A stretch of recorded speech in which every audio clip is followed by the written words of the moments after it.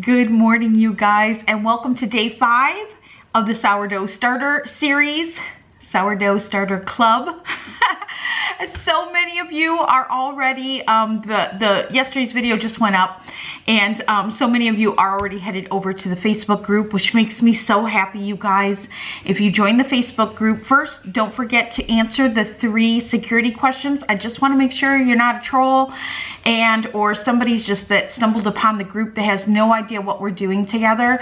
I just want you guys in the group. That's it. It's a private group just for us. So make sure you answer those 3 questions. Otherwise, your request to join will be declined just because I don't know that you're over here and you're my people. You know what I'm saying? My friends over here. So make sure you answer those. Second, I have to do a channel shout out. Last night, it was brought to my attention from Angie over at Angie's Pantry, who's a great friend of mine, said, you know, Heather, I don't know if you know this or not, but I'm sending you a link of somebody who's making you video replies and documenting her sourdough starter. Her name is Jeri, and she went blind at the age of 13 from cancer, a pediatric cancer. And she, oh my gosh, first off, I am so humbled and honored that she even watches me. And second, it is incredible to watch her work in her kitchen and learn how to cook. I mean, she's kind of on a similar journey as I am, except she does it, you know, blind. And she's incredible to watch. She's incredible to listen to. And she's been making sourdough starter and she's documenting it every single day.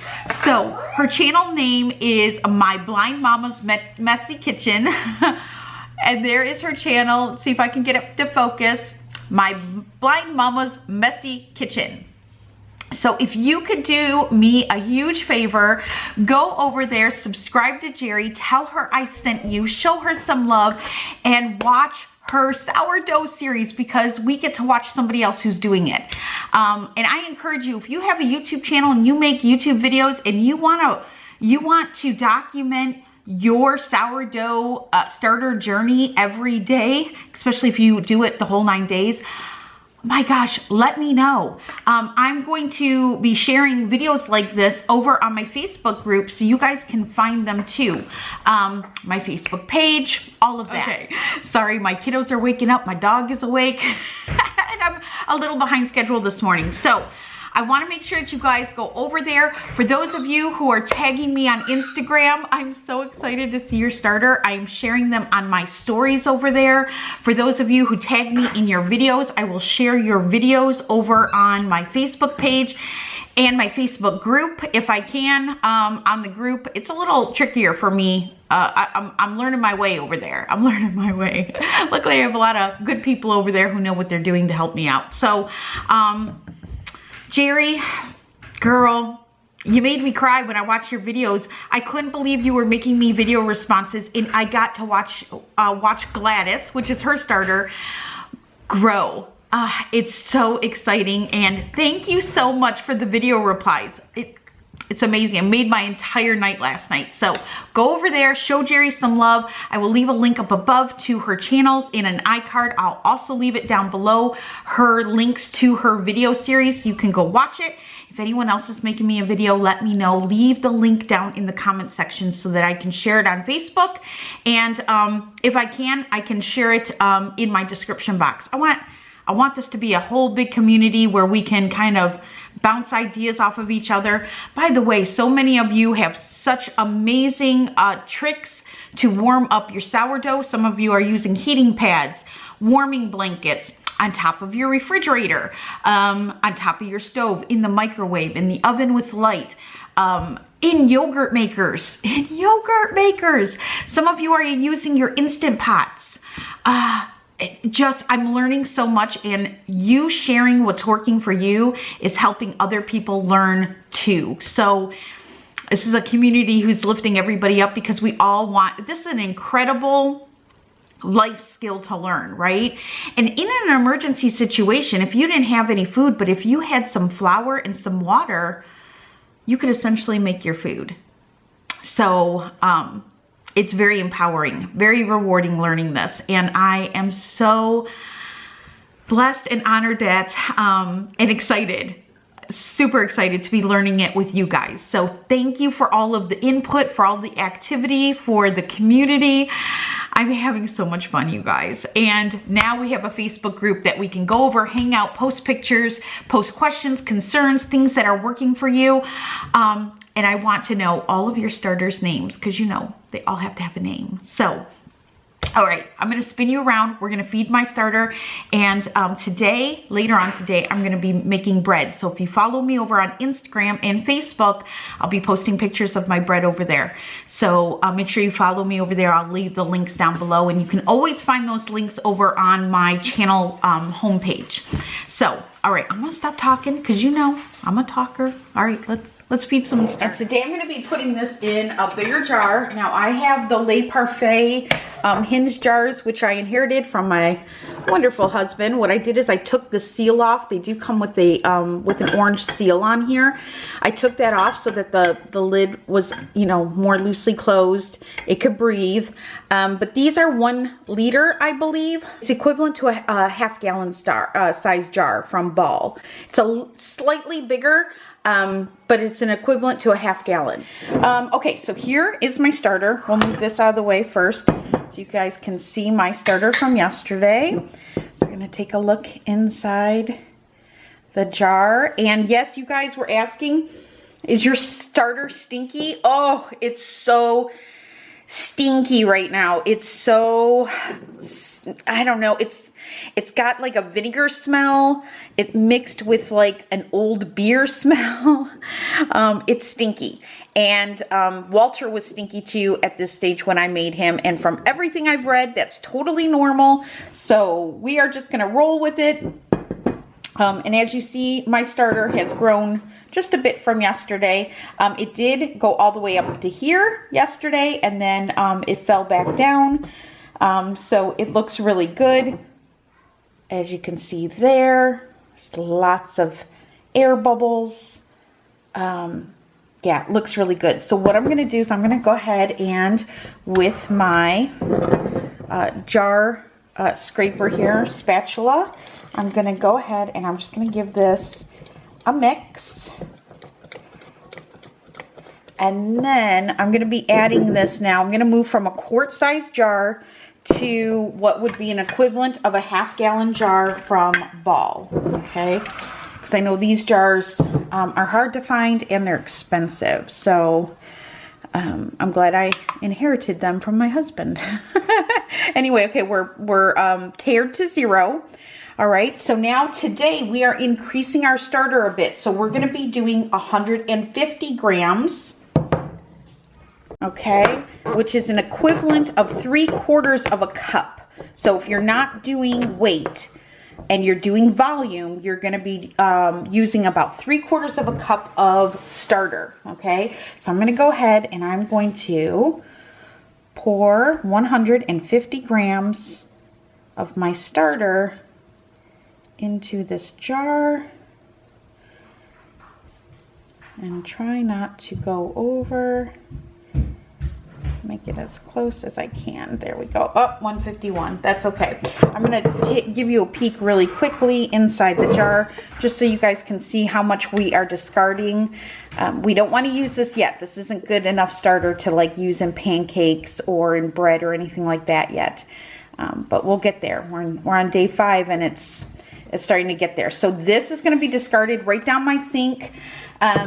You can, I dispose of it right in my sink. You can, I guess, scrape it off into your garbage. I have a garbage disposal, but I just use really hot water and stir it in the jar and it comes right off. It disintegrates pretty much. So, all right, so 150 grams of starter, and now we are going to be adding 150 grams of flour. So if you're using the whole wheat like I am, you're going to use whole wheat, and if you're using the rye, you're going to use rye.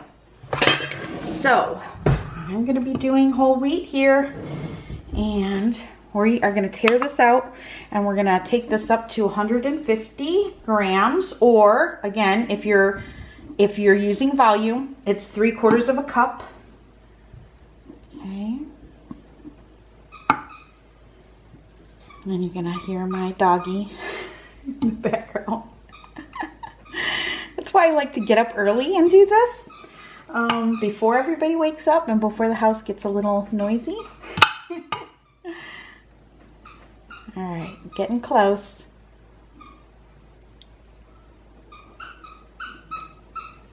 Ooh, 150 on the nose. Good job, Heather. All right.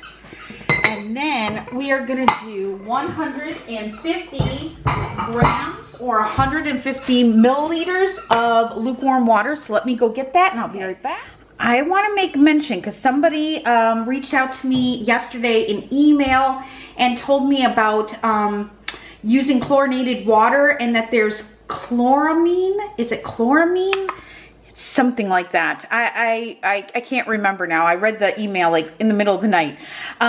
But that doesn't evaporate. So pretty much if you have chlorinated water, like if you're using city water, some city waters, I guess, add this this chemical to the water to help clean it.